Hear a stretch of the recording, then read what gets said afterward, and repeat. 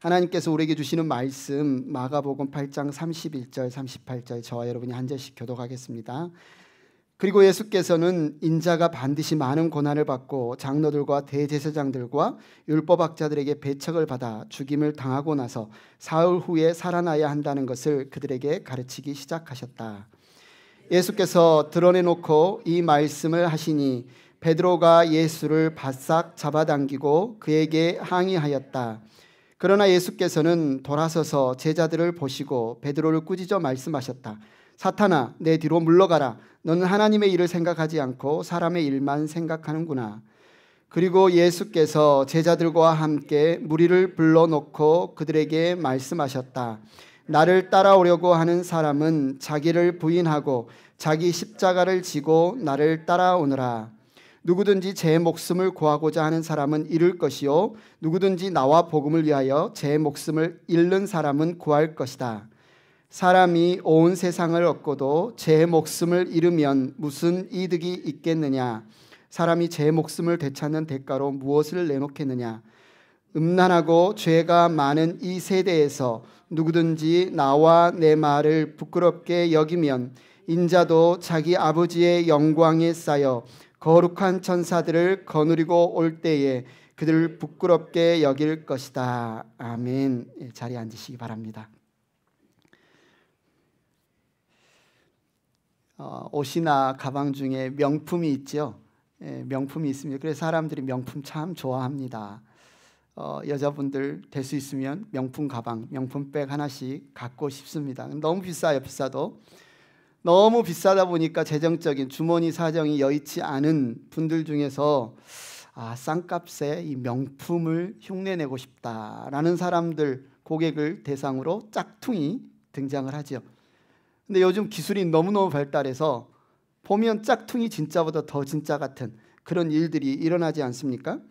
그래서 어떤 사람은 명품인 줄 알고 샀더니 알고 보니 짝퉁을 속아서 산 경우도 있고, 그런데 이것이 이 세상의 명품 가방에만 존재하느냐? 아닙니다. 성경을 보면 진짜와 가짜가 항상 같이 등장합니다. 특히 요한계시록에 보면 악한 영들이, 사탄이 하나님을 얼마나 흉내내는지 몰라요. 하나님이 계시니 사탄이 있고, 그리스도가 계시니 적 그리스도가 나오고, 성령께서 역사하시니 악한 영이 일하는 것을 우리는 성경을 통해 볼 수 있습니다. 성경은 사탄이 광명의 천사로 자신을 가장한다. 겉으로 봐서는 명품인지 가짜 짝퉁인지 잘 분별이 안 될 만큼 우리에게 이 사탄이 우리를 속이려고 애를 쓴다는 거죠. 구약 성경에 보면 그래서 하나님이 자주 이런 말씀을 하세요. 내가 주 너희의 하나님인 줄을 알게 하리라. 무슨 말이에요? 가짜가 나타나는 거죠. 가짜신, 짝퉁신이 너무 많기 때문에 하나님은 자신이 진짜 살아계신 유일하신 하나님이신 줄을 드러내 보이시기 위해서 수많은 역사들을 하십니다. 그 중에 하나가 이스라엘의 출애굽 역사죠. 10가지 재앙을 내리시는데 그 10가지 재앙은 다 의미가 있습니다. 짝퉁신, 이집트인들이 신이라고 섬겼던 나일강, 무슨 해, 이 모든 것들이 짝퉁이고 가짜이신 것을 밝히 드러내 보이신 사건이 출애굽 사건 아닙니까? 우리가 교회를 다니니까 나는 신자다, 나는 오늘 예배 나왔으니까 제자다, 이렇게 우리가 생각할 수 있지만 우리는 잘 스스로의 삶을 분별해야 합니다. 내가 신자 맞나? 내가 제자 맞나? 혹시 내가 짝퉁은 아닌가? 물론 하나님께서 우리를 아시고 하나님께서 우리를 분별하시겠지만 하나님이 우리에게 주신 하나님의 말씀, 성경을 통해서 그 말씀의 거울에 우리를 날마다 비춰보라고 야고보서는 이야기를 하죠. 성경을 보고 말씀을 보고 자기가 어떠한지 살펴보지 않는 자는 참 어리석은 자다. 그래서 오늘 말씀을 통해서 여러분이 잘 알고 유명한 말씀인데, 오늘 본문 말씀을 통해서 내가 예수 그리스도의 제자로 살아가고 있는가, 우리 자신을 진지하게 한번 돌아보는 시간이 되었으면 좋겠습니다. 정말 유익한 시간이 되었으면 좋겠습니다. 오늘 보면 31절을 보십시오. 마지막 부분에 보니까 예수님이 가르치기 시작하셨다. 이상하죠? 지금 오늘 8장이 나오기 전까지 예수님이 계속 말씀을 가르쳤는데 왜 오늘 31절에는 예수님이 가르치기 시작하셨다라는 표현을 할까요?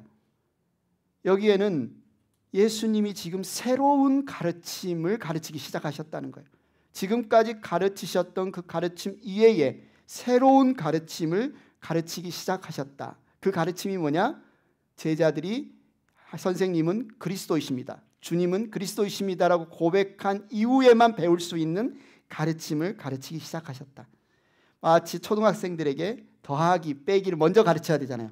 더하기 빼기도 모르는 애들에게 나눌셈 곱셈을 가르칠 수 없잖아요. 마찬가지로 이제 제자들이 예수님이 그리스도이신 것을 고백한 이후에 가르칠 수 있는 새로운 가르침을 가르치셨다. 근데 그 가르침이 31절 가르침이 뭡니까? 하나님의 아들 인자 곧 하나님의 아들 예수님이 반드시 많은 고난을 받아야 한다. 장로들과 대제사장들과 율법학자들에게 배척을 받아야 한다. 죽임을 당해야 한다. 사흘 후에 다시 살아나야 한다. 이것이 하나님의 생각이다. 하나님의 일이다. 이것을 가르치기 시작하셨다는 거죠. 예수님이 갈릴리에서 제자들을 부르시고 하나님 나라의 복음을 선포하시고 하나님 나라 운동을 일으키시면서 예루살렘을 향해서 때가 되어서 올라가고 있는데 그를 따르는 사람들은 예수님이 모함받고 있고 예수님이 공격받고 있고 예수님이 당시 종교 지도자들에게 정말 위협당하고 있는 이 상황을 알기에 어떻게든 이 위험한 상황을 돌파해서 승리하기를 기대하고 있는데 예수님은 그들의 제자들의 생각과는 전혀 반대 이야기를 하는 거예요. 올라가면 반드시 고난을 받는다. 반드시 배척을 받는다. 반드시 죽는다. 그리고 사흘 만에 다시 살아난다. 우리가 성경에서 자주 읽으니까 우리에게는 익숙해서 그러려니 할 수도 있지만 뭐 비교도 안 될 이 예화이지만 우리나라가 월드컵 결승전에 올라갔다 생각해 보십시오. 손흥민 주장이 이끄는 한국 팀이 월드컵 결승에 올라갔는데 손흥민 주장이 이제 마지막 그것도 일본하고 붙었어. 이제 한일전 결승전. 근데 선수들한테 이야기하는 거예요. 나 경기 시작하자마자 10골 먹겠다. 말이 됩니까? 이겨야 되는데 승리해야 되는데 월드컵 결승전까지 올랐는데 지금 예수님의 제자들은 예수님이 인기가 많고 지지가 있기 때문에 이제 예루살렘만 올라가면 입성만 하면 모든 일이 다 이제 될 거라고 생각하는데 예수님이 완전히 지금 예상치 못한 반대 일을 하는 겁니다. 아니 일부러 질 필요는 없잖아요. 그런데 예수님은 뭐라고 하는 거야? 나 가면 질 거야. 너희도 나랑 같이 지러 가자. 지는 정도가 아니죠. 나 가면 죽을 거야. 나랑 같이 죽으러 가자. 이 말씀을 지금 제자들에게 하고 있는 겁니다.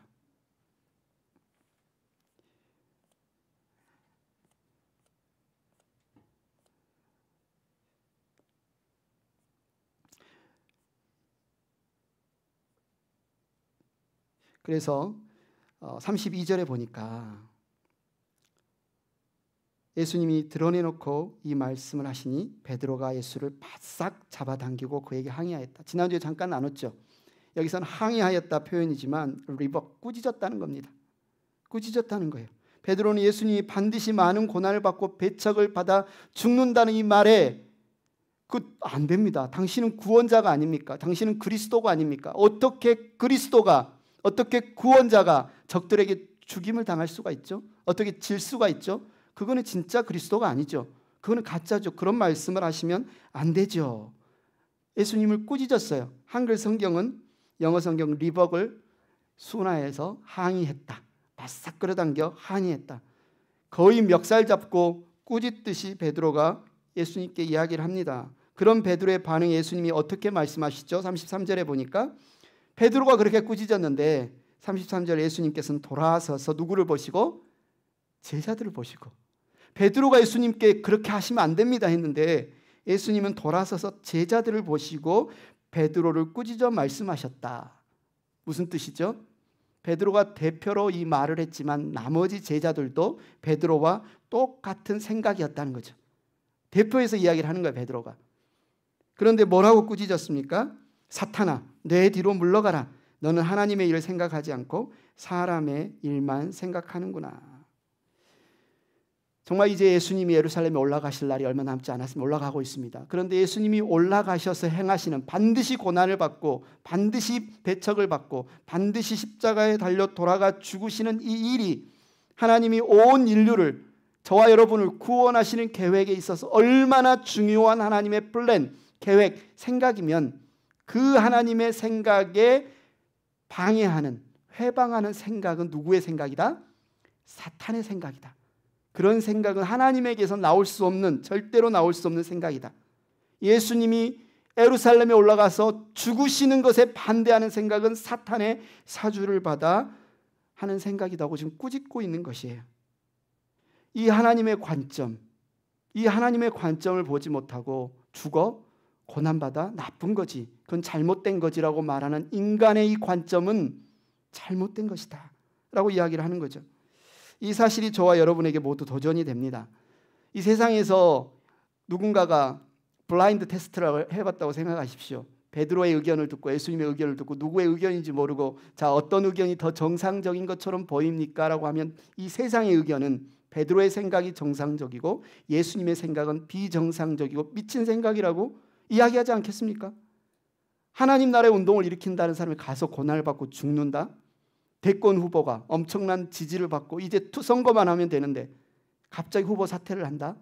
말이 안 된다는 거죠. 그런데 예수님은 그것이 하나님의 방법이다. 그것이 하나님의 생각이다. 예수님이 제자들에게 주 기도문을 알려주십니다. 그렇죠? 이렇게 너희는 기도하다. 어떻게 해요? 뜻이 하늘에서 이루어진 것과 같이 땅에서도 이루어지기를 기도하라. 이게 무슨 뜻일까요? 이게 바로 우리가 정상적이라고 생각하는 우리의 생각, 우리의 관점을 하나님의 이 관점 앞에 내려놓고 완전히 뒤집어지는 경험을 해야 된다는 겁니다. 그래서 예수님이 오셔서 하시는 일, 예수님이 우리를 신자로 부르시고 제자로 부르신 우리의 삶은 내게는 너무나 상식적이고 내게는 너무나 맞다고 생각하는 생각이라 할지라도 베드로처럼 감히 스승의 멱살을 잡고 꾸짖을 만큼 강하게 확신하는 생각이라 할지라도 하나님의 말씀 앞에서 어떻게 해야 된다는 거예요? 내려놓아야 된다는 거예요. 부인해야 된다는 거예요. 십자가에 못 박아야 된다는 겁니다. 그것이 신자, 제자의 삶이다. 예수님은 제자의 길에 대해서 계속 말씀하시죠. 34절에. 그리고 예수께서 제자들과 함께 무리를 불러놓고 누구에게 말씀하셨어요? 제자들에게만 말씀하셨어요? 무리를 불러놓고, 무리가 누굽니까? 군중 아닙니까? 지금 베드로와 제자들이 신앙 고백을 했고 베드로와 제자들에게 제자의 삶이란 이런 삶이야 라고 가르칠 뿐만 아니라 함께 무리를 불러놓고 지금 나를 따라오려는 사람은 이라고 이야기하는 거예요. 이 부분에 우리가 주목해야 됩니다. 기독교 역사에, 교회 역사에 많은 사람들이 오해를 합니다. 무슨 오해를 합니까? 예수님을 따르는 삶, 제자의 삶은 12제자들이나 특별하게 구별받은, 선택받은, 특별히 헌신된 사람들의 삶이야.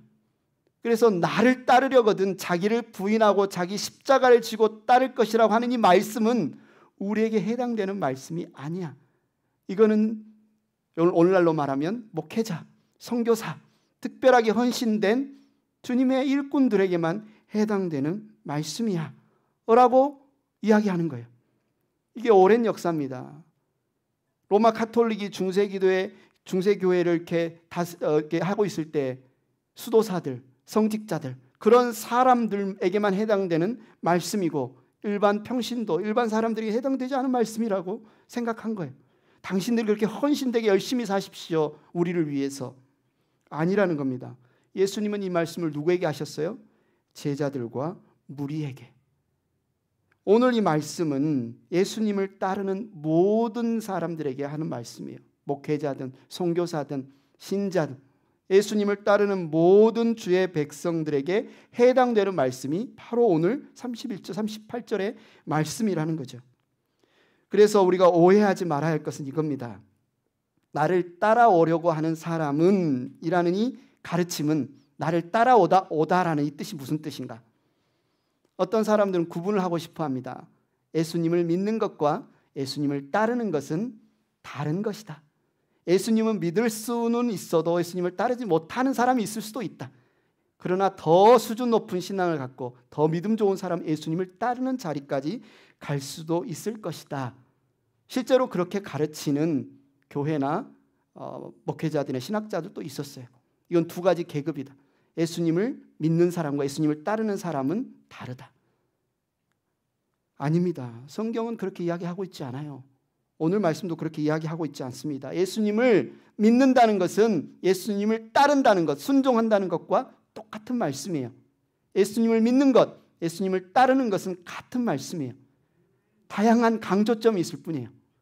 서로 다른 강조점이 있을 뿐이지 똑같은 사건, 똑같은 표현이에요. 오늘 말씀을 통해서 그것을 한번 설명해 드리겠습니다. 어떤 사람들은 이 제자의 삶에 대해서 이렇게 오해하죠. 예수님을 믿는다는 것은 구원받는 것에 관한 것이고 예수님을 따른다는 것은 구원받은 이후에 어느 정도 성숙한 삶에 이른다는 것. 그러니까 이제 여러분 믿는 지 오래됐으니까 이제 제자도 하셔야죠. 신자의 상태로만 있으면 되겠습니까? 그래서 그렇게 특별한 부르심을 받고 특별한 헌신을 한 사람들은 더 수준 높은 신자들이고 나중에 천국 가서 상급이 클 것이다. 이렇게 나누고 싶어 합니다. 아닙니다. 제자와 신자는 다른 사람이 아닙니다. 신자는 모두 제자이고 제자는 모두 신자이죠. 우리는 보통 예수님을 구세주이며 주님으로 고백합니다. 구세주란 뜻은 영어로 무슨 뜻이죠? Savior. 무슨 뜻입니까? 우리를 죄와 죽음에서 구원해 주신 분, 구세주. 주님은 무슨 뜻입니까? 주인, 우리의 주인, 삶의 주인, Lord, 주님. 예수님은 우리를 죄악과 사탄의 세력에서 구원해 주신 Savior, 구세주이시면서 또한 우리 인생의 주인이십니다. 어떤 사람들이 이렇게 나눠요. 예수님이 구세주 되심과 예수님의 주인 되심은 서로 다르다. 어떤 사람들에게는 예수님이 구세주 되심의 단계에 있을 수 있지만 아직 주인 되심의 단계까지 나아가지 못한 사람들이 있다. 얼마나 많은 현대 신자들이 나는 이제 예수 믿고 구세주로 믿고 구원받았으니까 지옥 가지 않아. 천국이 보장되었어. 그런 내 삶을 보면 왜 예수님의 그 말씀대로 살지 못하지? 통치받지 못하지? 그럴 수도 있어. 왜? 나는 아직 구세주로만 주님을 믿는 단계니까. 그래도 충분해. 내가 더 믿음이 자라가면 나중에 주님을 왕으로 주님으로 통치받는 삶에까지 자라갈 수도 있고 아닐 수도 있고. 아닙니다. 그럴 수 없다는 거예요. 구원에 관해서는 예수님을 구세주로만 받아들이는 것으로 충분하다라고 가르치는 가르침은 올바른 가르침이 아닙니다. 천국에서 좀 더 큰 상급을 받기 위해서 더 수준 높은 신앙의 삶을 살기 위해서만 제자의 삶이 필요하다. 예수님을 주님으로 받아들이는 것이 필요하다라고 가르치면 맞지 않습니다. 구원을 받는 것, 영생을 소유하는 것은 예수님을 구세주로 믿고 또한 주님으로 믿는 것, 이 같은 말이죠. 왜 그래요? 왜 이것이 분리되지 않죠? 여러분 성경을 보십시오. 우리가 어떻게 구원받았습니까? 십자가의 사건을 보면 예수님이 사탄의 종되었던, 사탄의 죄의 노예가 되었던, 팔려갔던 우리의 주인이 누구였어요? 사탄이었습니다. 죄였습니다. 그런데 예수님이 십자가에서 피를 흘리시고 그 값을 치르시고 속량, 리딤 사왔어요. 누구의 것으로? 자신의 것으로. 우리가 구세주로 예수님이 우리의 구세주가 되시기 전에 예수님이 우리의 무엇이 되신 거예요? 주인이 되신 겁니다. 주님이 되신 거예요. 사탄의 소유가 되어 있던 우리를 핏값으로 치르시고 자기의 소유, 우리의 주인이 되셨기 때문에, 우리의 로드 주님이 되셨기 때문에 주님 우리의 뭐가 된 겁니까? 세이비어가 된 거예요. 어떻게 세이비어가 되시면서 우리의 주님이 안 되실 수 있다? 말이 안 되는 표현입니다. 이것이 왜 중요한가요? 많은 사람들이 오해하기 때문에 그래요. 그 오해는 오늘 성경에 나오는 제자들과 무리들도 오해했어요. 신앙 고백 아름답습니다. 베드로의 신앙 고백 아름다워요. 선생님은 주님이십니다. 아니 그리스도이십니다. 이들은 구세주로 믿었어요. 수많은 무리들이 예수님을 왜 쫓았을까요? 요한복음에 보면 그 오병이어의 기적을 보고 이들이 왜 예수님을 왕으로 삼으려고 했을까요? 이들은 예수님을 구세주로 믿었어요. 우리를 구원할 자라고 믿었어요. 그런데 그들이 생각하는 구세주, 구원은 무엇이었냐면 우리를 압제하는 이 세상의 로마 권력에서 우리를 구원할 뿐, 우리의 이 고통받고 힘든 이 경제적인 어려움, 질병의 어려움, 이 빈곤함에서 우리를 부유하게 해주실 분, 그런 구세주로 예수님을 믿는 거예요. 그래서 예수님을 왜 이렇게 열렬하게 쫓습니까? 왜 요한과 야고보는 주님 예루살렘에 올라가면 저와 형을 좌편 우편에 어머니를 통해서 왜 로비합니까? 예수님이 우리를 이 땅에서 부귀영화를 이루어 줄 분으로 믿는 거예요. 그뿐만 아니라 이제 내세에서도 예수님 곁에만 붙어 있으면 이 땅에서 부귀영화를 충분히 누리고 내세에서도 그 부귀영화를 누릴 수 있겠지. 문제가 뭐예요? 이들은 구원자로는 받아들였지만 주님으로 받아들이지 않습니다. 예수님이 나의 주인, 주님이구나. 이것으로 받아들이지 않아요. 주님으로 받아들인다는 뜻은 뭡니까? 주인의 말에 철저히 순종하는 존재가 종입니다. 예수님이 주인이라는 말은 내가 그분의 뜻대로 순종해 살아야 한다는 것을 분명히 인식하는 것이 주님이라는 뜻이죠. 그런데 예수님의 지금 이 제자들 현 상태에서 나중에 이들이 부활하신 예수님을 만나고 성령께서 강림하셔서 이들에게 예수님의 주님 되심을 선명하게 보여주신 이후에 이들은 완전히 바뀌죠. 그러나 그 이전인 지금 이 현 상태에서 이들은 열렬히 예수님을 따르지만 예수님을 무엇으로 생각합니까? 수단으로 생각합니다. 자신의 목적, 이 땅에서의 부귀영화와 이 땅에서의 자기를 압제하는 이 세력을 물리치는 하나의 강력한 힘, 예수님의 능력, 예수님의 도움이 필요하지. 예수님 그분이 나의 주님이 되어서 나의 삶의 목적이 되어서 나를 이끄시는 분이라고 이들은 지금 생각하지 않고 있어요. 자기의 기대가 예수님을 통해서 이루어지면 열렬히 예수님을 찬양하고 예배하고 따릅니다. 그러나 자신의 기대가 예수님을 통해서 이루어지지 않으면 욕하고 배척하고 십자가에서 못 박으라고 조롱합니다. 오늘 베드로의 모습이 바로 그것을 증명하고 있지 않습니까? 방금 전까지 선생님은 그리스도이십니다 라고 고백했어요. 그러나 예수님이 순환을 예고하죠. 내가 가면 고난을 받아, 반드시 배척을 받아, 죽어. 이 이야기를 듣자마자 베드로는 어떻게 합니까? 예수님을 꾸짖으며 예수님의 말을 거절하죠.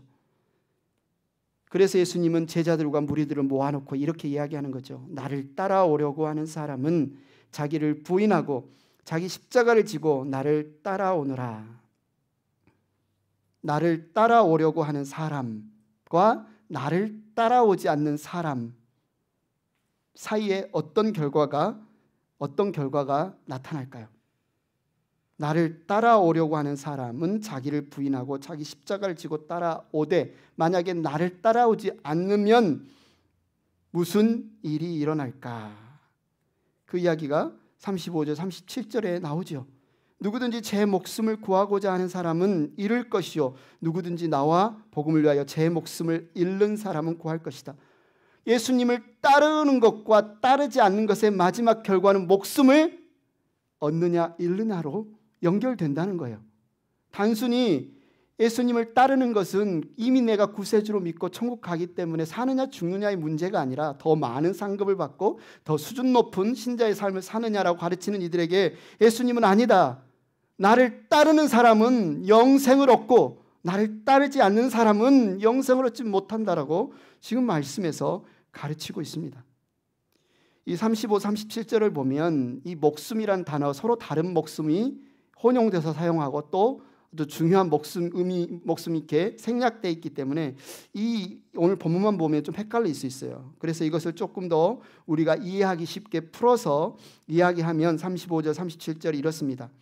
누구든지 자기 육신의 목숨을 구하고자 하면 영원한 목숨을 잃을 것이요 누구든지 나와 복음을 위하여 제 육신의 목숨을 잃으면 그 영원한 목숨을 구할 것이다. 사람이 만일 온 세상을 얻고도 제 영원한 생명을 잃으면 무슨 이득이 있겠느냐? 사람이 이 영원한 생명을 되찾는 대가로 무엇을 내놓겠느냐? 이 말씀을 지금 예수님이 하는 거죠. 지금 마지막에 예수님이 뭐라고 물어보는 거예요?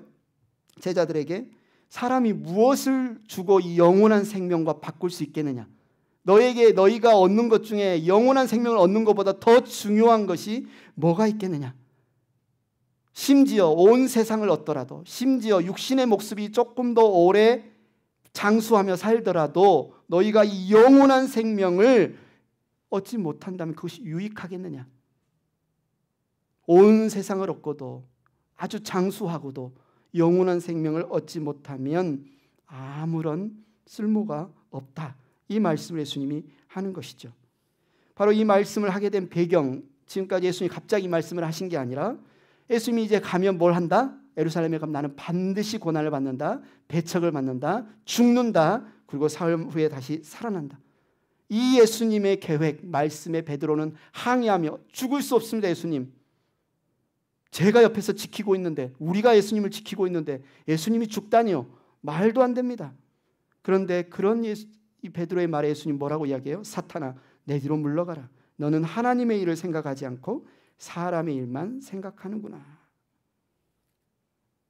여기서 말하는 하나님의 일, 그럼 무슨 뜻일까요? 여기서 예수님이 말씀하셨던 하나님의 일은 인간에게 구원으로 주어지는 영원한 생명을 말하겠죠. 하나님의 일은 뭡니까? 너희가 영원한 생명, 우리가 영원한 생명을 얻는 것을 생각해야 되는데 베드로는 뭘 생각하는 거예요? 육신의 생명을 지키는 것만 생각하는 것은 누구의 생각이다? 사탄의 생각이다. 이건 하나님의 뜻, 하나님의 생각과 반하는 생각이다. 우리가 어떻게든 이 땅에서 장수하고 건강하게 오래 부귀영화 누리면서 잘 먹고 잘 사는 것에만 신경을 쓰고 우선순위를 두는 것은 사탄의 생각이고 하나님의 생각에 반하는 생각이다. 하나님의 생각은 무엇이냐? 이 땅에서 우리의 육신의 목숨을 잃더라도, 이 땅에서 우리가 천하를 잃더라도 영원한 생명을 얻는 것이 하나님의 뜻이고 하나님의 생각이다. 그래서 예수님이 베드로 보고 사탄아 물러가라. 베드로가 사탄이라는 말입니까? 아니죠. 베드로에게 사탄의 속임수, 사탄의 생각이 임하여서 무슨 생각이 임한 거예요? 이 세상을 얻는 게 중요해. 예수님이 예루살렘 올라와서 권력을 잡고 로마를 물리치고 타락한 종교 지도자들을 깨뜨리고 권력을 잡고 예루살렘을 강력한 옛 다윗의 왕국으로 세우는 게 중요해. 그 옆에서 우리가 좌의정 우의정이 돼서 부귀영화를 누리는 게 중요해. 우리의 생명이 죽지 않고 비참하게 죽지 않고 그곳에 가서 잘 오래오래 사는 게 중요해라는 이 생각이 어디에서 왔다는 거예요? 사탄에게서 왔다는 거예요.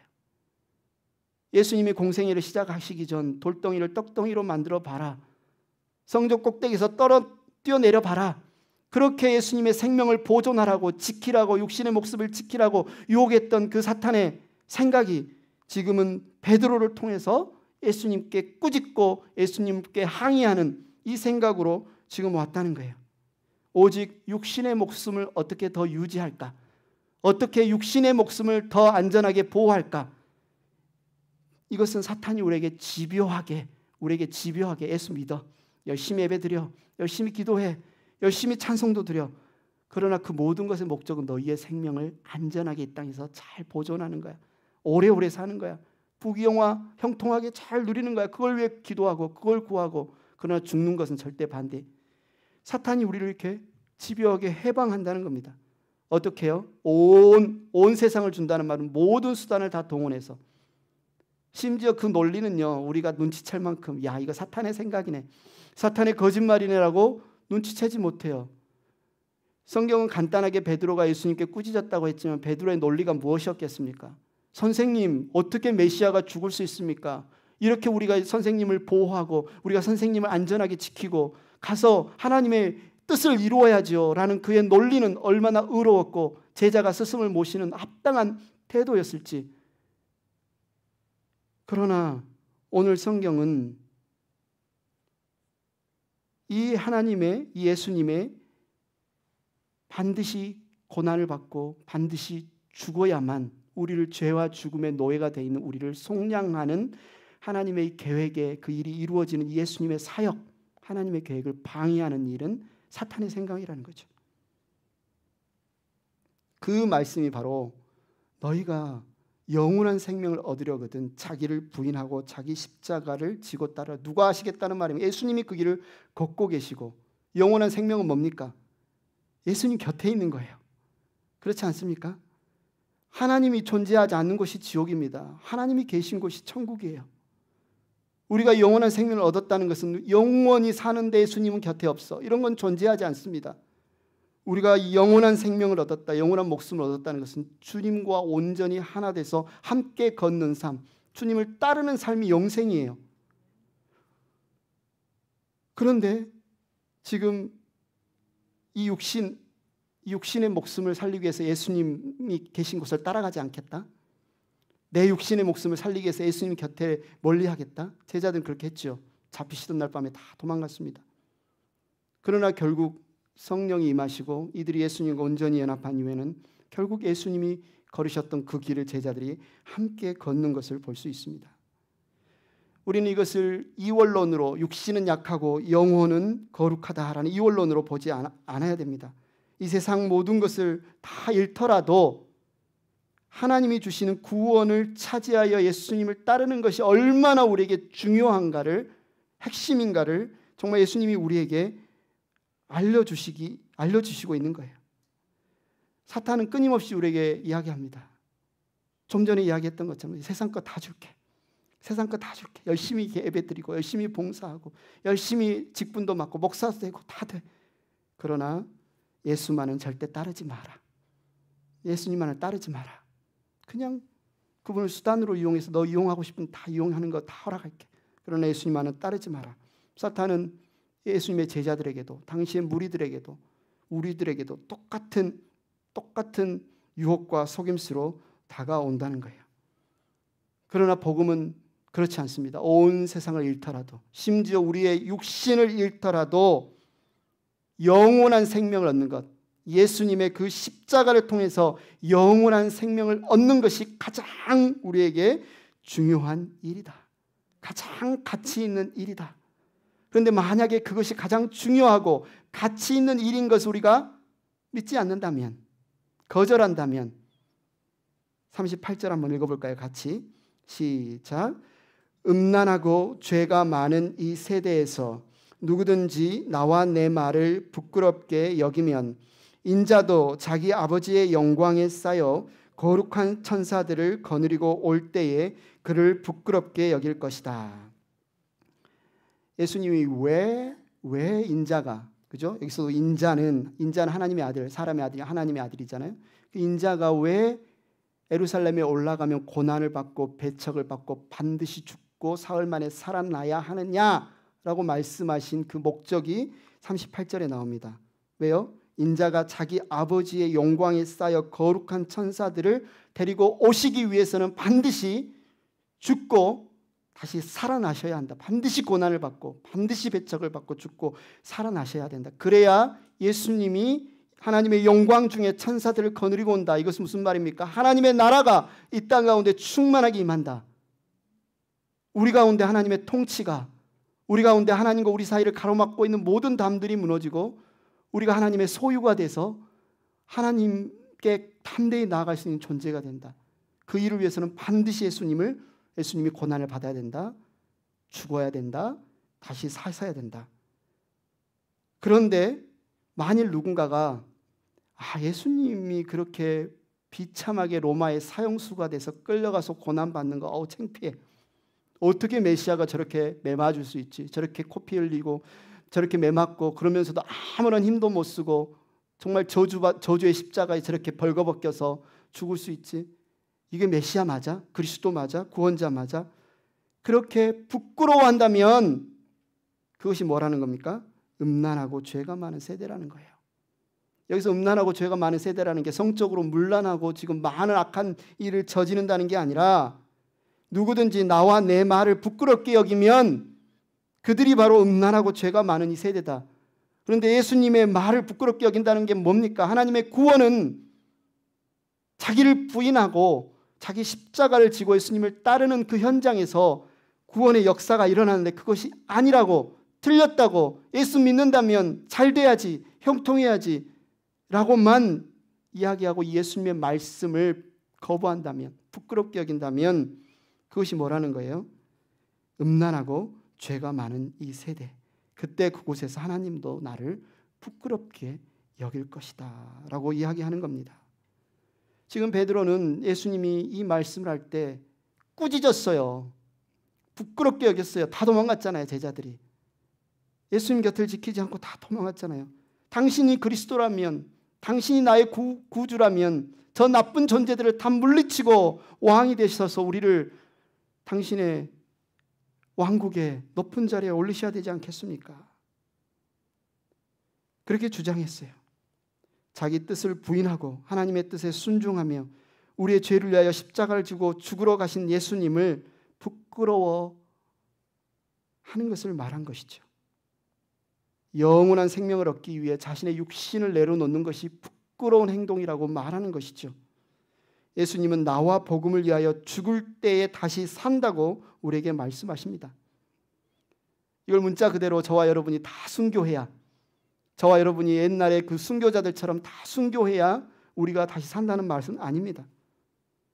그러나 다른 말로 정말 우리가 예수님을 부끄러워하지 않아야 된다.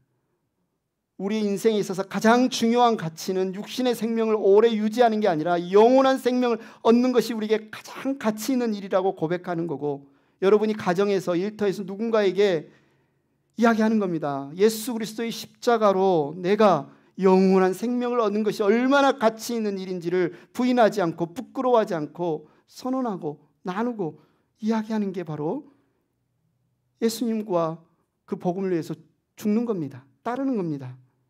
이 세상 사람들은 조롱할지 몰라요. 미쳤다고 할지 몰라요. 왜? 이 세상의 정상적인 생각은 어떻게든 더 많이 벌고, 어떻게든 더 건강하고, 어떻게든 더 높은 자리에 올라가서 더 많이 누리는 게, 그게 자기를 지키는 거라고 생각하는데, 예수님과 그분의 말씀을 따르는 저와 여러분은 아니다, 틀렸다, 내가 목숨을 잃더라도, 내가 낮아지더라도 예수님 그분의 십자가 안에 거하는 게 나에게는 영원한 생명을 얻는 것이고 영원히 사는 것이라고 말한다면 미쳤다고 하겠지요. 그러면서 어떤 사람들은, 사탄은 이야기하겠죠. 온 세상을 줄 테니, 심지어 너를 세상에서 가장 의롭고 존경받고 높은 자리에 올려줄 테니 그냥 십자가를 따르지 마라, 예수님을 따르지 마라. 사탄은 끊임없이 우리의 생각 가운데 이야기할 겁니다. 자기를 부인하고 자기 십자가를 지고 예수님을 따른다는 것은 이 사탄의 생각에 맞서는 거예요. 이 사탄의 생각을 깨뜨리는 거예요. 음란하다는 건 뭡니까? 단순히 성적인 음란함을 이야기하는 것이 아니라, 여기서 음란한 세대라는 것은 하나님의 아들 예수 그리스도가 나의 생명의 구주이시고 주님이신 것을 알면서도 이 세상과 버타여 양다리를 걸치고 이 세상에도 구원의 길이 있다고 따르면서 왔다 갔다 하는 것, 이게 불륜이고, 영적인 불륜이고, 이것이 영적인 음란이고 영적인 간음인 것을 오늘 성경은 이야기하는 거죠. 사랑하는 행복한 교회 가족 여러분, 이 시간 우리가 진지하게 우리 자신에게 질문을 던져봐야 합니다. 나는 예수님을 믿고 있는가? 나는 예수님을 나의 구세주, 나의 주님으로 믿고 있는가? 그렇다면 반드시 나는 예수님을 따르는 자입니다. 구분할 수 없습니다. 혹시 내가 이 사탄의 흉계에 놀아나는 음란한 신자는 아닌가? 예수 믿고 죄 용서받아서 천국 가니까 괜찮아. 그러나 그렇게 제자로 살지 않아도 돼. 왜? 구원 보장됐으니까. 은혜 받으면 나중에 특별하게 지면 그 자리에 가겠지? 아니요. 성경은, 예수님은 오늘 이것을 우리에게 구분하지 않습니다. 예수님만이 길이요 진리요 생명이고 예수님을 가장 가까이에서 따르는 그 길 외에는 우리에게 구원이 없습니다. 모든 신자는 제자입니다. 여러분, 이 말씀이 여러분에게 큰 망치처럼 오늘 다가오면 좋겠습니다. 여러분이 정말 있는 곳이 예수님을 따르는 자리이기를 소망합니다. 나를 따르라는 예수님의 말씀을 믿고 따르는 행복한 교회 형제 자매들이 되기를 축원합니다. 우리 찬양팀 앞으로 나오시고 여러분들도 다 자리에서 일어나셔서 우리가 예수님과 함께 길을 가겠습니다. 우리가 예수님과 함께 길을 따르겠습니다. 주와 함께 길을 가는 것, 이 찬양과 함께 우리의 신앙을 고백하면 좋겠습니다.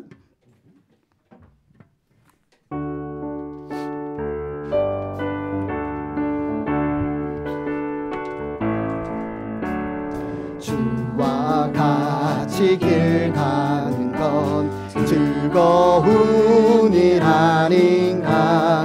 우리 주님 걸어가신 발자취를 밟겠네. 한 걸음 한 걸음 주 예수와 함께 날마다 날마다 우리 걸어가리.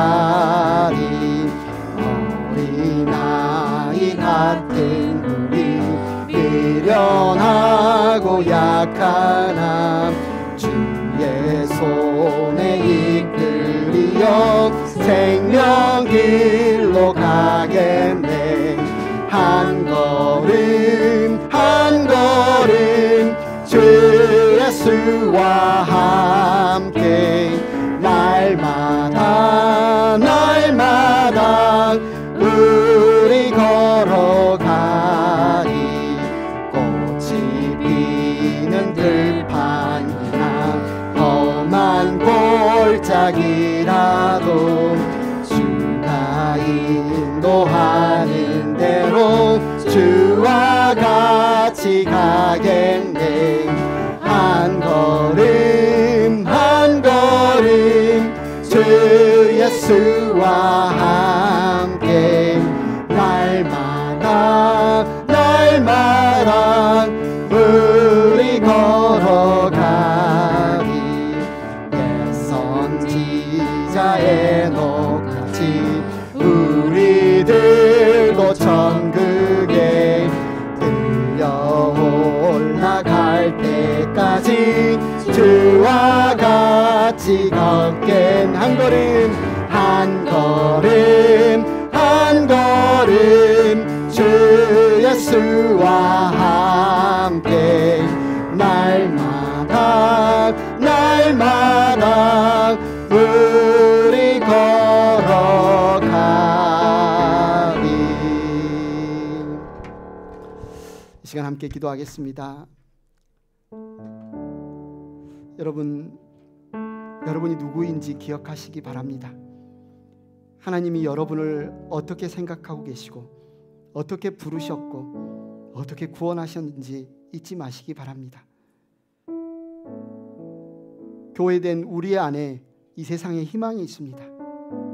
교회된 우리 안에 하나님의 이 놀라운 복음이 담겨 있습니다.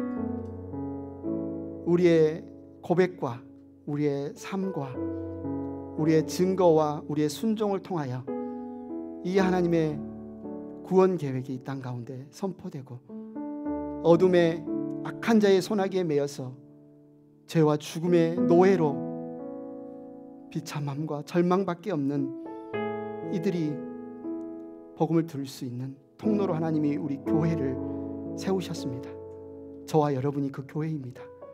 이 시간 함께 잠잠히 고백했으면 좋겠습니다. 주님, 그렇습니다. 주님을 따르는 것이 구원입니다. 주님을 따르는 것이 생명입니다. 정말 우리가 주님을 날마다 따르기를 원하고 주님이 계신 곳에 서기를 원하고 우리를 통하여 그 주님이 우리의 가정과 일터와 교회 가운데 드러나기를 원합니다.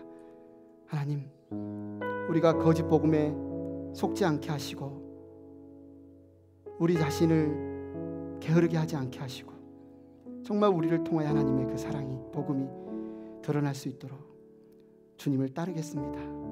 주님을 따르겠습니다. 이 시간 함께 잠잠히 고백하겠습니다.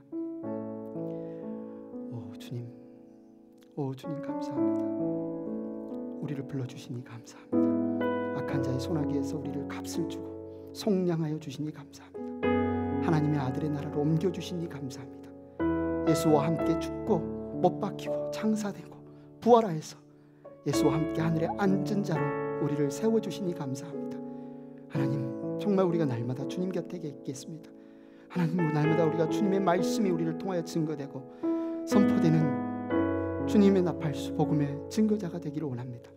우리 행복한 교회를 통하여서 하나님 영광 받아주시고 하나님 이 생명이 흘러넘치게 하여 주시고 수많은 잃어버린 영혼들이 주님께 나와 회복되고 하나님 아버지라 부르며 아버지 주님을 따르는 놀라운 역사들이 일어날 수 있도록 우리를 아버지 불러주시고 사용하여 주시니 감사합니다. 우리의 눈을 열어주시고 우리의 귀를 열어주시옵소서. 봉헌드리겠습니다. 하나님 아버지 감사합니다. 이 시간 우리의 고백과 함께 예물을 주님께 올려드립니다. 하나님, 그렇습니다. 우리가 주님의 제자입니다.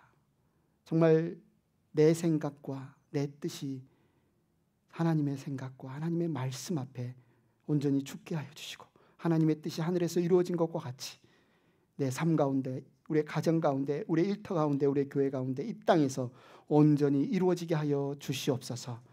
감사합니다. 예수님의 이름으로 기도합니다. 아멘. 예수 그리스도의 은혜와 하나님 아버지의 사랑과 성령님의 감동, 감화, 교통하심이 예수님을 주님과 구세주로 믿고 따르기를 부끄러워하지 않고 기뻐하는 행복한 교회 가족들 위해 함께하기를 축원하옵나이다. 아멘.